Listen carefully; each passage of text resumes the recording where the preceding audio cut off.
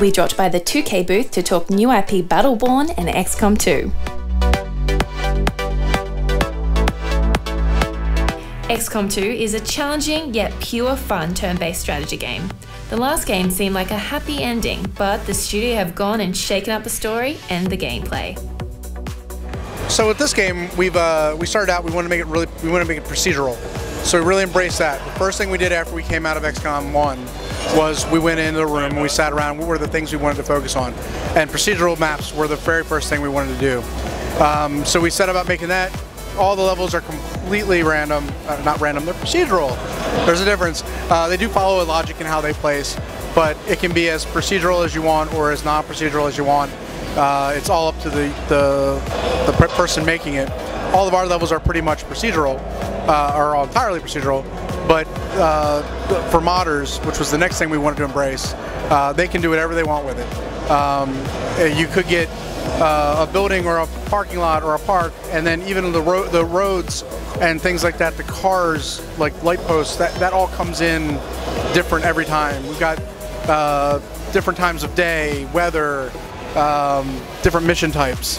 So with XCOM 2, we really tried to embrace that. We've got trying to get a bit more range in the missions, and so they may feel a little different. You may be destroying an object or sabotaging something like we saw in the trailer demo, or we may actually be killing all aliens, whatever that is.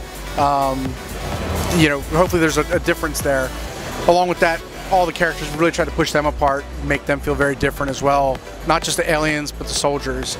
You've seen the specialist and the ranger. The ranger has the melee attack.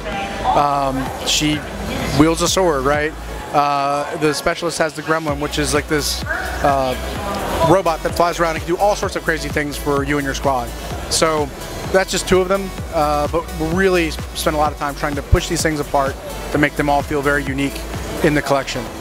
And what about the story? Because obviously we had an epic ending last time, and now you guys have sort of totally surprised everyone. What can you tell me about it? So we kind of did a little bit of a 180 for everybody. You've lost the war. You didn't get very far, and when the aliens came in, they kind of leveled what they wanted and took over.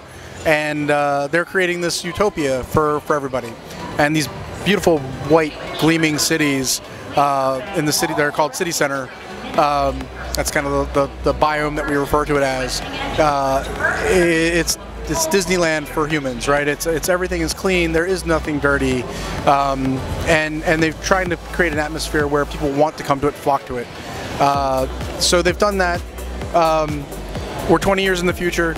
You're dropping in the demo on Unification Day, where they're actually celebrating a day where they've come to liberate us from our own woes. So that's kind of the premise for the story and where it starts there. But with XCOM, almost everybody I know lost the first time they played. So when we came up with this idea, it wasn't a real stretch for us. It was, yeah, like everybody's done this. We've all been through it and started over again. So making 2 this way and taking this kind of direction, we felt like it was pretty different, pretty compelling. The guerrilla narrative for XCOM really plays well with the size of our squads and kind of what XCOM is about, recruiting soldiers, and it all kind of felt right. So that's kind of in a nutshell where we went with the story. And what about, have you introduced any new classes to the game? Yeah, so we've got the ranger that we went through, we've got the specialist, and we showed them in the demo, and you get a little feel for how they're different. In the trailer, we actually also showed the sharpshooter and the grenadier, and we'll probably get more into them later as we go through our process with this. But yeah, those are 4 of the new classes in XCOM. And is there anything new to customizing the characters themselves? Yeah, so that was another thing we started out on the art side. We really wanted to push that. Like, there's so much feedback from people that made their mom or their girlfriend or their brother or whatever, and we wanted to kind of make that even more robust in 2.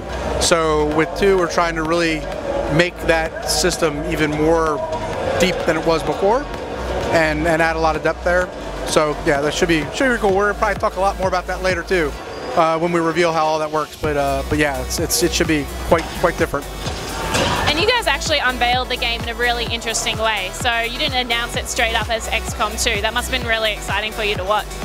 It was pretty cool. I mean, to kind of do it the way we did, where it was a global reveal, was awesome, and the reaction from the fans and seeing what people had to say was super rewarding. It's always good when you announce and you see a lot of positive feedback from people and that they're excited to see what you've been working on for, you know, a lot of time and putting in energy on. And so it's nice when you finally can talk about it to see that people actually seem to be responding well to what we're doing.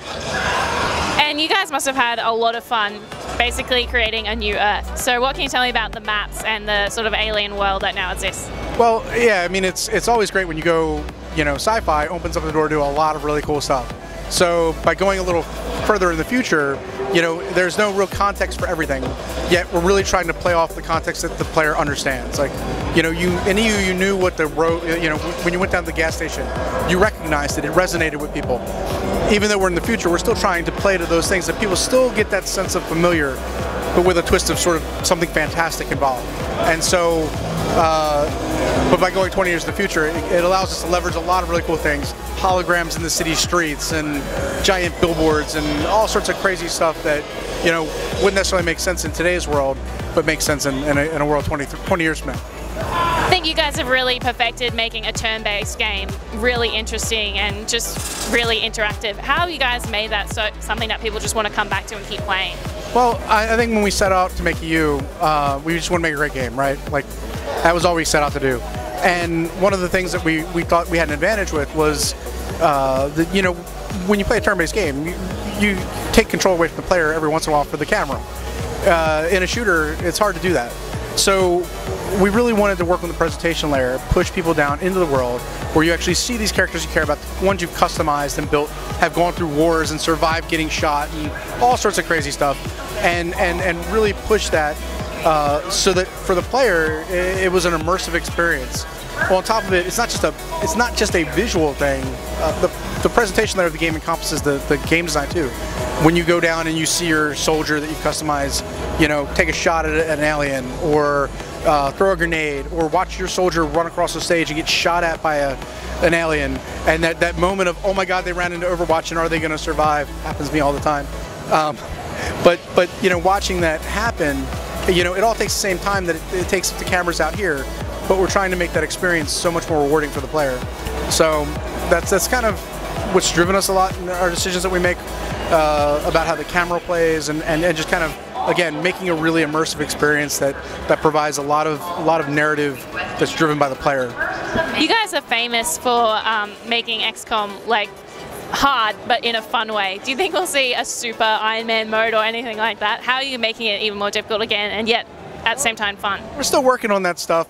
You know, I mean, Iron Man mode was great. I mean, you know, one of the core elements of XCOM is permadeath, and that's not going anywhere. So, you know, when you lose your soldiers, they're gone unless you decide to save and restart.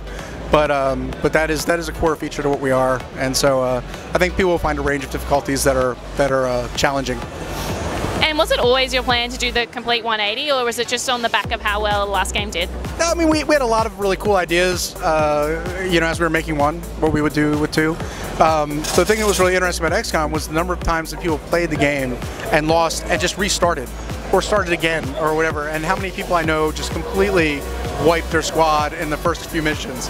And so when this kind of came up as an idea, it really felt like a pretty natural twist and something really unique and something that, you know, we really hadn't seen anybody else do, you know, with a lot of games. So for us, it became pretty easy for us to do that, and, you know, taking it 20 years in the future gave us a chance to really make it look different and really push the game as well. So yeah, that's kind of how we ended up there.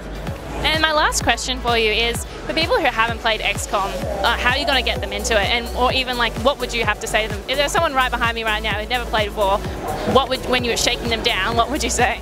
I mean, the biggest thing about XCOM is that it's a completely unique game experience, right? Like, there is no other game that is, it really has what it has. It has permadeath, it's got strategy layer, it's got tactical. No matter what kind of game you're into, you're going to find elements of that game in XCOM. So, you know, if you haven't tried it, it's something to look at. If you want a new experience, if you don't want something that's just a repeat of the last game you played, if you want a game that's got emergent narrative and really cool experiences, you know, it's probably something that you might want to try.